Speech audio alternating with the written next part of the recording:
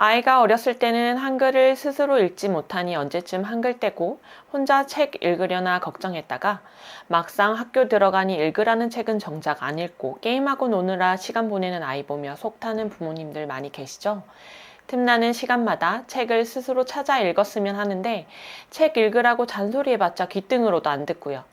그리고 학교 입학하고 학년이 올라갈수록 이 과목 저 과목 공부시키다 보면 문제도 제대로 이해 못하는 게 보여 이 아이의 문해력 문제구나 속이 타고요.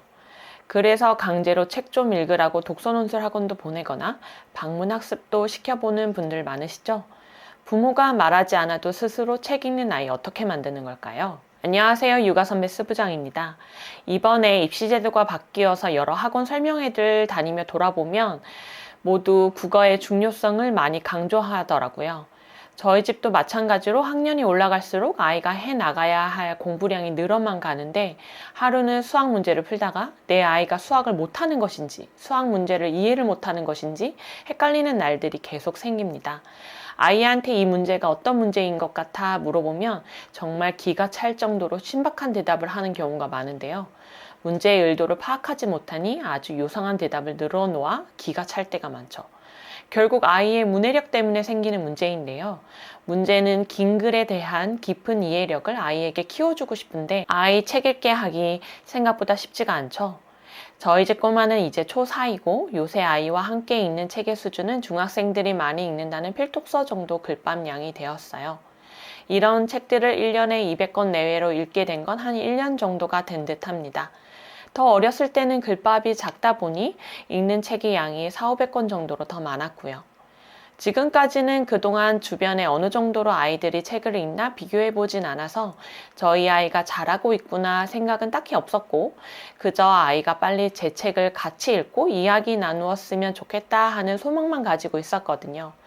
그런데 이번 학교 상담을 통해서 아이가 현재 가지고 있는 독서 습관이 매우 잘 잡혀 있다고 이야기 듣게 되기도 하고 주변 많은 엄마들이 저희 집 꼬마가 책을 스스로 읽고 있는 모습들이나 읽는 책 수준들을 보면서 어떻게 아이가 이 정도 수준이 되었는가 물어보시더라고요. 그래서 이야기 나눠보면 좋겠다 싶어 이 영상을 찍게 되었어요. 일단 제가 아이를 키우면서 가장 중요하게 생각하는 것이 바로 환경인데요. 저희 집은 집에서 TV를 잘 보지 않아요.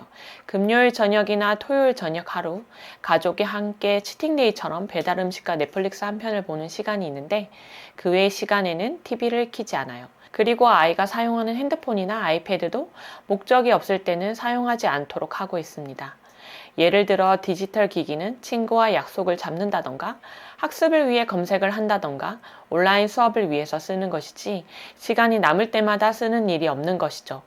그리고 집 여기저기 책이 마구 쌓여 있습니다.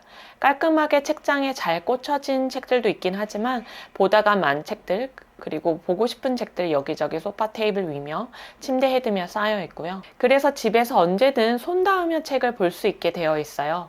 그러다 보니 아이가 주말에 집에서 뒹굴거리거나 여유있게 식사를 할 때 또는 자기 전에 책을 가까이 하게 되더라고요. 참 아이한테 이런 환경을 주면서 같이 중요하게 지켜나가야 하는 부분이 있는데 바로 부모도 동일한 원칙으로 함께 한다는 점이에요. 부모도 시간이 남을 때마다 책 읽는 모습을 보여주고 틈날 때마다 핸드폰 하는 모습을 보여주지 않는 거죠.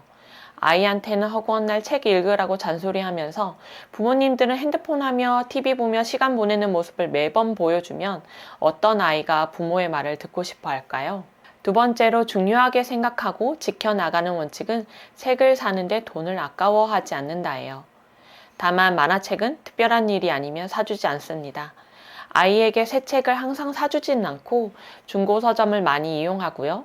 다만 서점에서 어떤 신간을 쓱 훑어봤는데 재밌어 보여서 사달라고 하면 사주는 편이에요. 그렇게 산 책이 실패를 하든 성공을 하든 말이에요. 그리고 아이가 도서관이나 친구에게 빌려본 책이 너무 재미있어서 집에서 또 보고 싶다고 말을 하면 항상 사주고 있어요.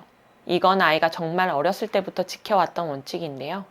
예를 들어 아이가 한창 어린이집을 다닐 때 함께 도서관에서 본 책이 기억나 또 보고 싶다고 말할 때가 간혹 있었어요. 그럼 아이에게 책 표지를 보여주며 이 책인지 저 책인지 확인해서 바로 구매를 해서 집에서 두고두고 읽을 수 있도록 했어요. 그러다 보니 아이가 어렸을 때부터 엄마가 장난감은 정해진 날만 사주지만 책은 언제든 사준다로 머릿속에 각인이 되어 있어요.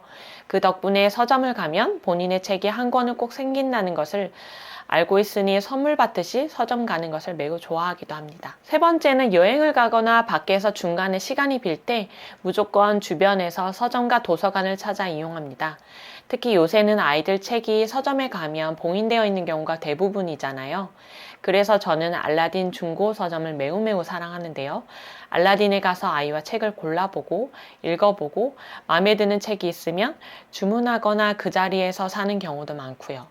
그리고 국내든 해외든 여행을 가면 여행지에 있는 서점을 가서 책을 한두 권씩 사서 여행을 추억하고 있어요. 참 아이 책을 살 땐 꼭 부모님의 책도 한 권씩 사도록 하세요.